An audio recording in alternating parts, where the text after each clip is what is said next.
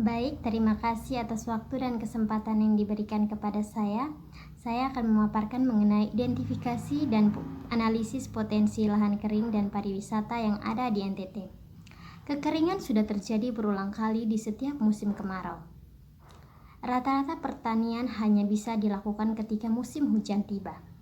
Masalahnya di NTT, musim hujan lebih pendek daripada kemarau, sehingga kekeringan lahan tertentu terjadi setiap tahunnya. Data pemerintah NTT, potensi pertanian lahan kering yaitu sekitar 1.528.308 hektar.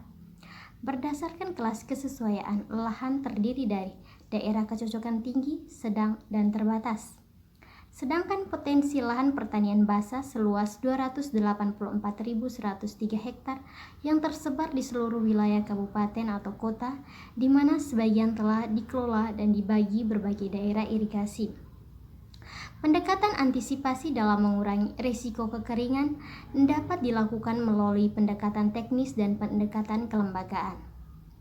Tindakan-tindakan yang dilakukan melalui pendekatan teknis seperti mengefektifkan informasi perakiraan iklim yang dihasilkan oleh beberapa lembaga internasional dan nasional seperti BMG, LAPAN, Badan Litbang Pertanian, untuk memprediksi terjadinya kekeringan dan menentukan alternatif teknologi antisipasinya.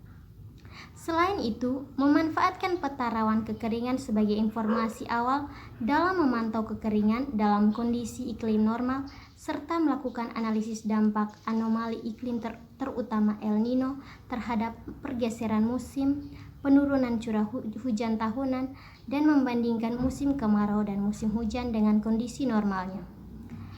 Dan menentukan saat dan masa tanam yang tepat dengan memanfaatkan analisis neraca air wilayah dan analisis indeks kecukupan air untuk mengetahui defisit dan surplus air dan saat tanam yang tepat pada kondisi iklim normal. Potensi pertanian yang ada atau kondisi existing wilayah berpotensi dan berpeluang untuk percepatan pembangunan pertanian dengan introduksi inovasi teknologi dan kelembagaan sehingga dapat menjadi wilayah mandiri pangan untuk mengatasi kemiskinan dan rawan pangan.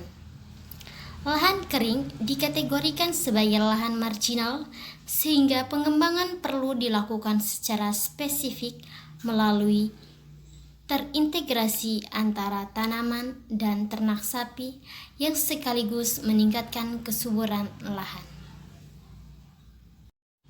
NTT dikenal memiliki keindahan alam yang mampu membuat orang takjub orang-orang yang mengunjunginya.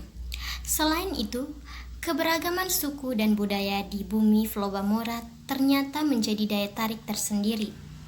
Potensi keindahan alam dan keanekaragaman budaya tersebut terbentang dari Labuan Bajo di ujung barat hingga Pulau Alor di ujung timur. Namun kenyataannya, pariwisata di NTT belum memberikan dampak yang signifikan terhadap perekonomian di NTT.